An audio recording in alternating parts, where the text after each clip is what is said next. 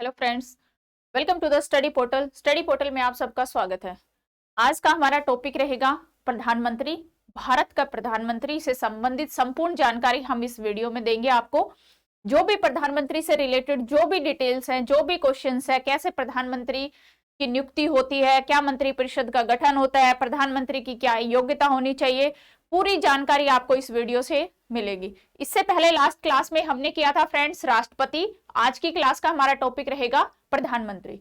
Video start करने से पहले फ्रेंड, जो भी स्टूडेंट किसी भी टीचिंग लाइन एग्जाम की तैयारी कर रहे हैं, यदि आप हमारे साथ जुड़ना चाहते हैं तो हमें अपना नेम, सिटी और एग्जाम लिखकर 8447410108 पर व्हाट्सएप कर दीजिए। इसके थ्रू आपको जो भी हमारी डेली बेसिस की क्लासेस होती है, यूट्यूब पर जो भी हमारे टेस्ट आते हैं या फिर हम प्रीवियस ईयर पेपर सोल्व कराते हैं, अपकमिंग वैकेंसी के नोटिफिकेशन आते हैं, सभी के लिंक आपको free of cost WhatsApp broadcast group के थ्रू प्रोवाइड कराए जाएंगे। इसके अलावा जो स्टूडेंट घर बैठकर अपनी तैयारी करने हैं या करना चाहते हैं, यदि आपको चाहिए कि आपको स्टडी मटेरियल प्रोवाइड कराया जाए जिसमें आपको कंप्लीट सिलेबस हो, कहीं बाहर से आपको पढ़ने की आवश्यकता ना हो, तो आप स्टडी पोर्टल के नोट्स ऑर्डर कर सकते हैं। ऑल ओवर इंडिया में कोरियर सर्विस अवेलेबल है। इस तरह के हार्ड कॉपी नोट्स आपको मिलेंगे। पूर्ण जो जितना भी सिलेबस आपका रहेगा एग्जाम का, सभी इसमें कवर किया होगा। किसी भी टीचिंग लाइन एग्जाम के लिए आप अपने नोट्स को ऑर्डर कर सकते हैं। नोट्स ऑर्डर के लिए आपको 8447410108 पर व्हाट्सएप या कॉल के थ्रू आप अपना ऑर्डर कर सकते हैं।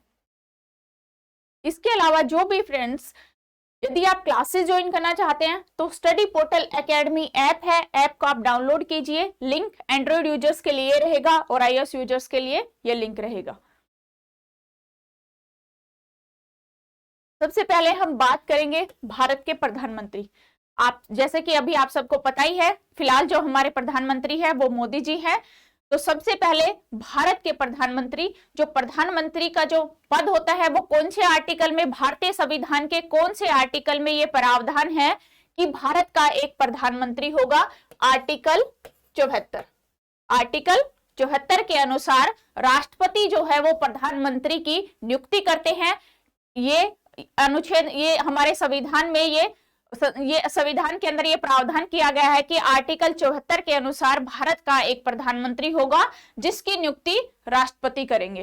प्रधानमंत्री की सलाह से मंत्रिपरिषद की नियुक्ति राष्ट्रपति करेंगे, पहले प्रधानमंत्री की नियुक्ति करेंगे। आर्टिकल 74 जो हमारे देश की जो वास्तविक जो सत्ता होती है वो प्रधानमंत्री के हाथ में होती है, और जो कार्यकारी जो पावर होती है, एग्जीक्यूटिव जो पावर होती है, वो हमारे राष्ट्रपति जी के हाथ में होती है। तो यथार्थ रूप से जो वास्तविक जो नेता होता है, जो कार्यपालिका के जो संचालक होते हैं, वो प्रधानमंत्री होते हैं।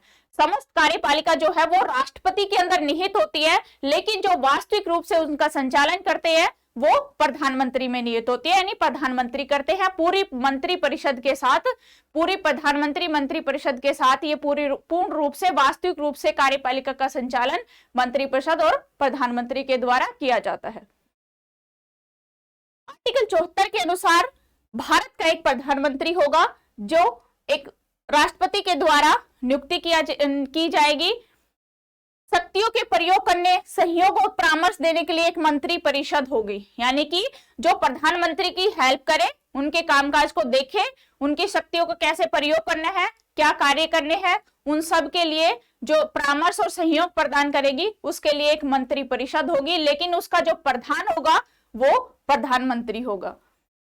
ये आर्टिकल 74 हमें कहता है। उसके बाद संशोधन किया गया, 44वां संशोधन, जिसके द्वारा यह व्यवस्था की गई कि मंत्रिपरिषद के द्वारा जो दी गई सलाह है वो राष्ट्रपति पुनर्विचार के लिए वापस भेज सकता है। परंतु ऐसे पुनर्विचार के बाद भी राष्ट्रपति को सलाह मानने के लिए बाध्य है, यानी कि ऐसे पुनर्विचार के बाद भी जो पुनर्विचार के लिए भेजा गया है तो सलाह को राष्ट्रपति मानने के लिए बाध्य होगा। प्रधानमंत्री की नियुक्ति कैसे होती है? प्रधानमंत्री की नियुक्ति राष्ट्रपति के द्वारा होती है। राष्ट्रपति प्रधानमंत्री की नियुक्ति करेगा। आर्टिकल 75 जो लोकसभा में बहुमत दल का नेता चुना गया, मतलब जो लोकसभा में जिस दल को बहुमत प्रदान होगा उसी का जो नेता होगा वही प्रधानमंत्री बनेगा। लोकसभा की स्थिति में राष्ट्रपति सबसे बड़ा दल और गठबंधन के नेता को ही प्रधानमंत्री नियुक्त करता है। यानी कि जिस दल में जिस पार्टी को ज्यादा वोट मिलते हैं, जो लोकसभा में चुन के आती है, जिसमें सबसे ज्यादा जिसको वोट मिलते हैं, उसी के बहुमत दल के अनुसार उसी बहुमत दल के नेता को प्रधानमंत्री नियुक्त किया जाता है और ये नियुक्ति राष्ट्रपति के द्वारा की जाती है। प्रधानमंत्री की क्या योग्यता होनी चाहिए? प्रधानमंत्री पद के लिए कोई स्पेशल से योग्यता का वर्णन या विश्लेषण संविधान में नहीं किया गया है, लेकिन संविधान में जो प्रधानमंत्री का पद है उसकी योग्यता के लिए प्रधानमंत्री जो है वो सदस्य होता है। किसका? संसद का सदस्य होना अनिवार्य है। प्रधानमंत्री वही बनेगा जो संसद का सदस्य होगा, मतलब जो चुन के आते हैं लोकसभा राज्यसभा जो संसद के सदस्य होते हैं उन्हीं में से, तो उनकी संसद के सदस्य बनने की योग्यता जो व्यक्ति प्रधानमंत्री नियुक्त हो रहा है उसके पास ये योग्यता होनी चाहिए कि वो संसद का सदस्य बन सके।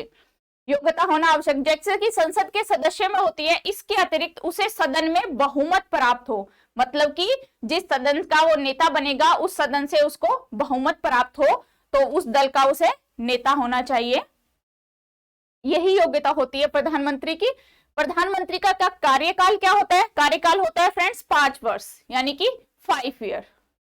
परंतु इसका कार्यकाल 5 वर्ष से पहले भी डिसॉल्व हो सकता है, क्योंकि आपने जैसे इससे पहले हमने पढ़ा था लोकसभा एक परमानेंट हाउस नहीं है, डिसॉल्व हो सकती है, लोकसभा को कभी भी भंग किया जा सकता है।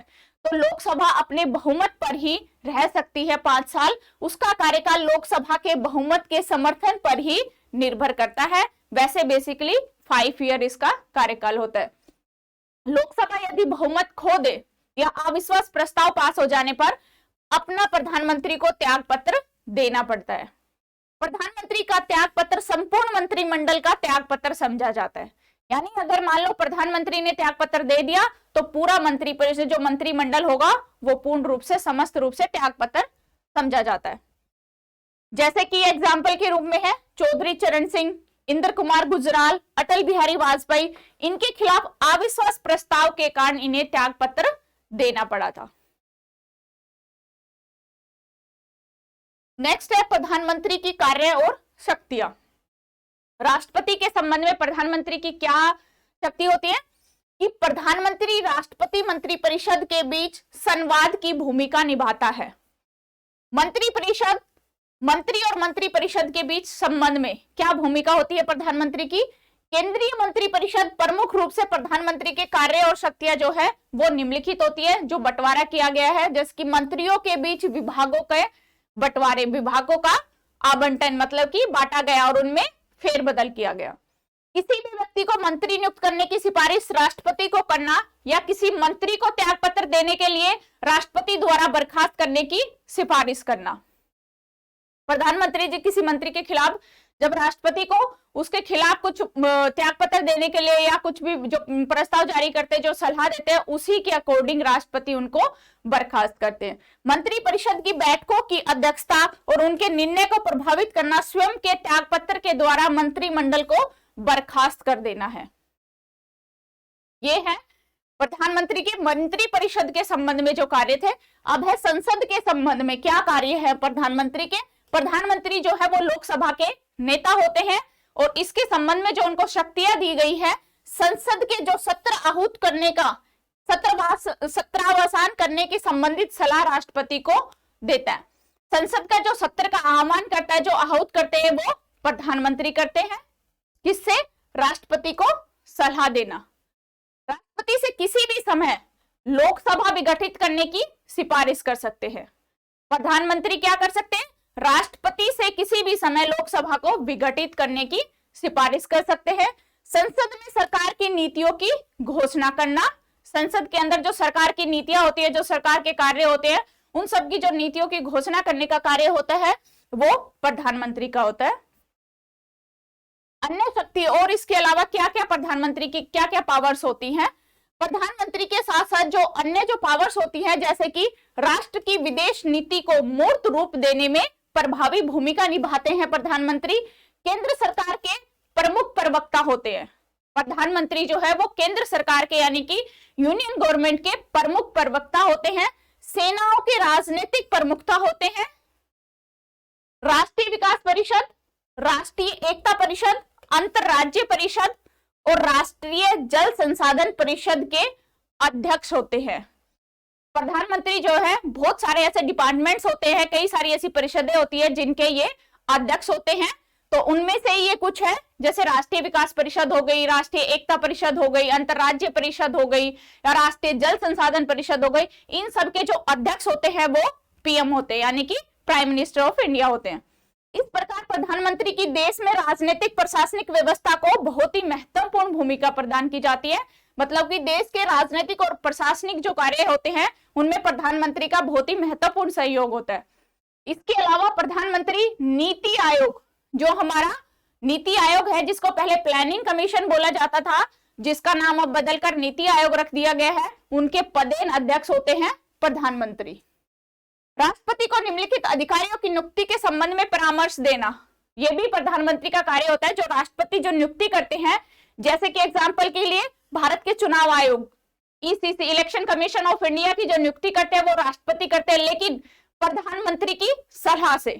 यानी प्रधानमंत्री जिसके लिए सिफारिश करेंगे, जिसका नाम देंगे, उन्हीं की नियुक्ति राष्ट्रपति के द्वारा की जाती है। कैग, सीएजी कैग, भारत के जो कैग होते हैं, कंट्रोलर ऑडिटर जनरल, उनकी नियुक्ति प्रधानमंत्री करते हैं राष्ट्रपति की सलाह से।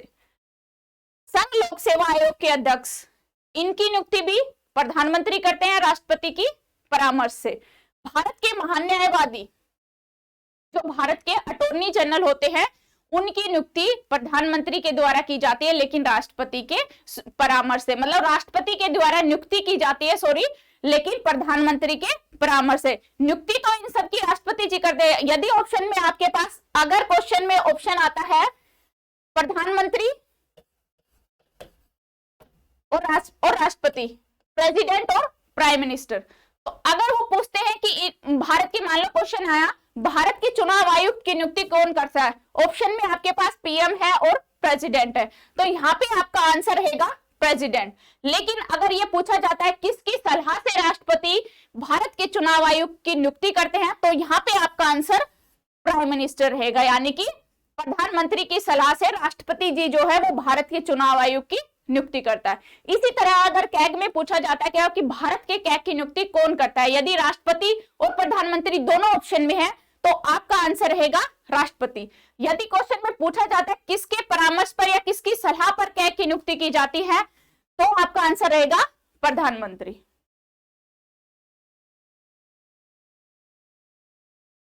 अब बात करते हैं आर्टिकल, जो इंपॉर्टेंट आर्टिकल्स है प्राइम मिनिस्टर से रिलेटेड।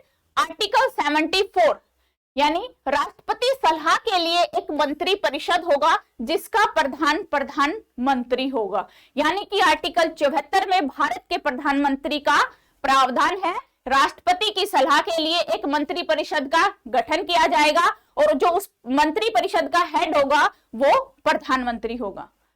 आर्टिकल 75 हमें कहता है राष्ट्रपति प्रधानमंत्री की नियुक्ति करता है। कौन करता है?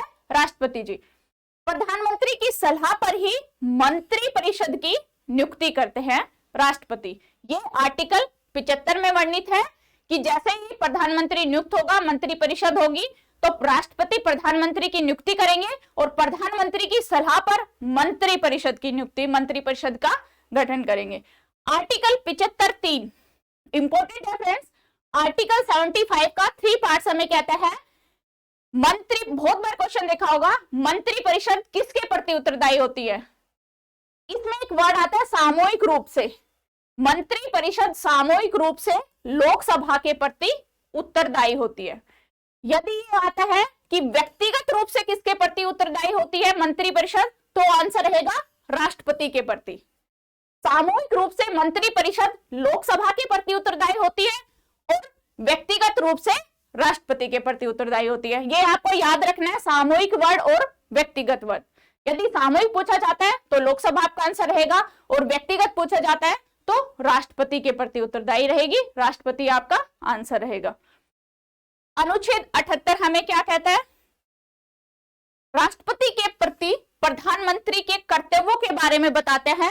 प्रधानमंत्री को संघ तथा प्रशासन के कामों की जानकारी समय समय पर राष्ट्रपति को देने का उल्लेख है।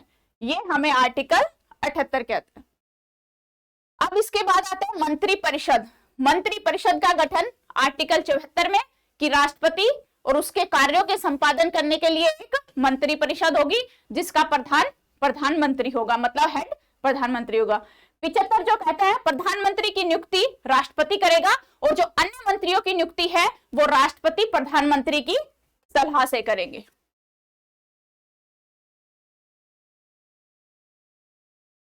मंत्री परिषद के जो कुल मंत्री होते हैं उनकी संख्या प्रधानमंत्री को शामिल करके लोकसभा की कुल संख्या के 15% से अधिक नहीं होगी। नंबर 2, मंत्री राष्ट्रपति के प्रसाद पर्यंत पद धारण करेंगे, यानी कि जब तक राष्ट्रपति की इच्छा रहेगी मंत्री अपने पद पर रहेंगे। राष्ट्रपति मंत्रियों को शपथ दिलाते हैं, यानी कि ओथ अफर्मेशन का काम जो है वो राष्ट्रपति जी करते हैं मंत्रियों के लिए। मंत्रियों के वेतन और भत्ते संसद के द्वारा निर्धारित होते हैं। मंत्रियों को जो सैलरी दी जाती है, जो उनके अलाउंसेस होते हैं, वो संसद उनका निर्धारण करती है। मंत्री बनने के लिए व्यक्ति को राज्यसभा और लोकसभा का सदस्य होना अनिवार्य है, यानी कि जो व्यक्ति मंत्री बनेगा उसके अंदर ये योग्यता होनी चाहिए कि या तो वो लोकसभा का सदस्य बनने की योग्यता रखता हो या फिर राज्यसभा के। मंत्री परिषद लोकसभा के प्रति उत्तरदायी होती है। मंत्री परिषद किसके प्रति उत्तरदायी होती है? सामूहिक रूप से लोकसभा के प्रति और व्यक्तिगत रूप से राष्ट्रपति के प्रति।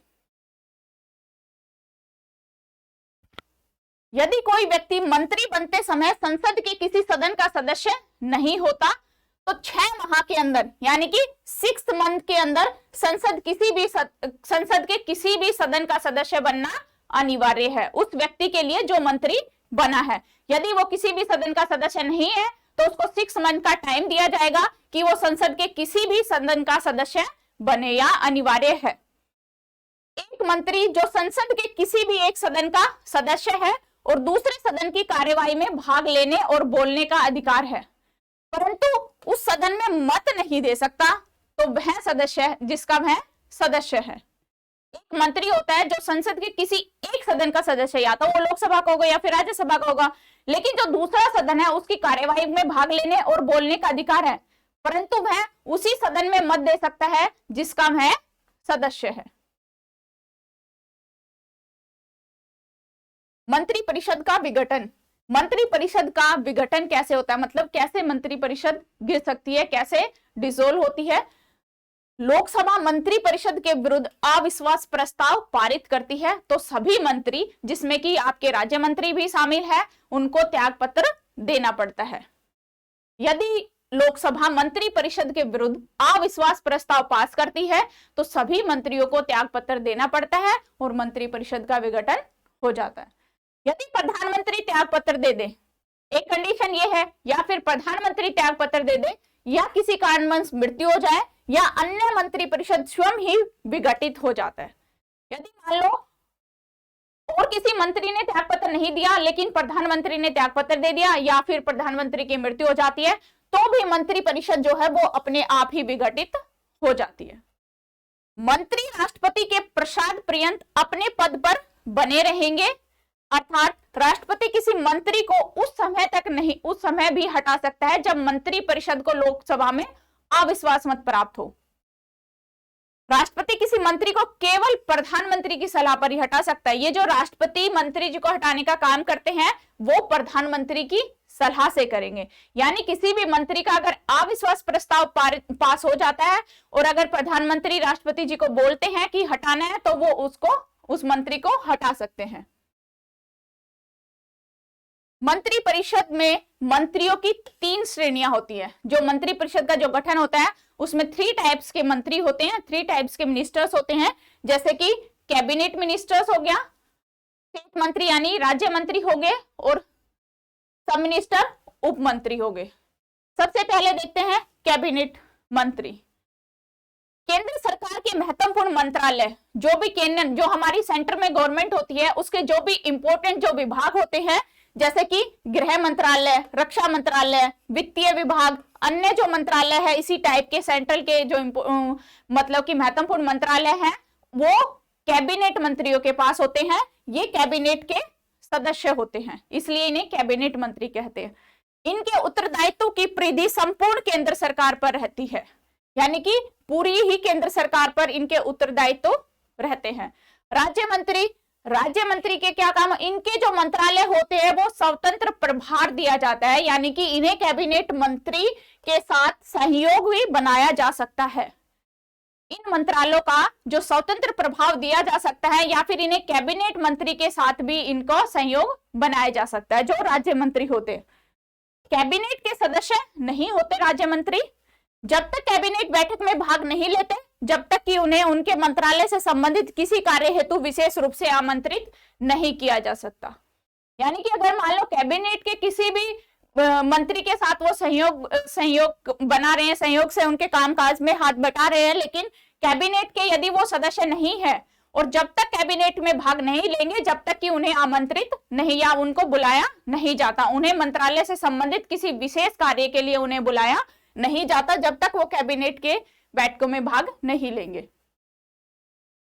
उप मंत्री, इन्हें मंत्रालयों का स्वतंत्र प्रभाव नहीं दिया जाता। कैबिनेट राज्य मंत्रियों की सहायता के लिए नियुक्त किया जाता है। जो उप मंत्री होते हैं उन्हें कैबिनेट मंत्री और राज्य मंत्रियों की हेल्प के लिए नियुक्त किया जाता है। कैबिनेट के सदस्य नहीं होते हैं, बट कैबिनेट की बैठक में भाग भी नहीं लेते। कैबिनेट के ये सदस्य नहीं होते हैं और कैबिनेट की बैठक में भाग भी नहीं लेते हैं। मंत्रिमंडल एक लघु निकाय है, मतलब कि छोटा है। 15 से 20 मंत्री होते हैं मंत्रिमंडल में, केवल कैबिनेट मंत्री इनमें शामिल होते हैं। यह एक मंत्री परिषद का ही एक भाग होता है, यानी मंत्री परिषद का एक छोटा भाग होता है।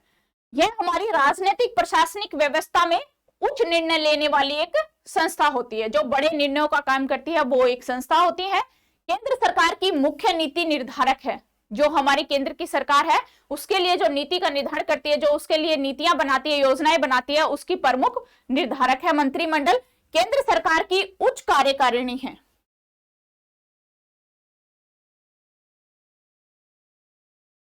ये था आज का हमारा प्रधानमंत्री और मंत्री परिषद का टॉपिक। आई होप आपको क्लियर हुआ है, आपको अच्छे से समझ में आया है। धन्यवाद।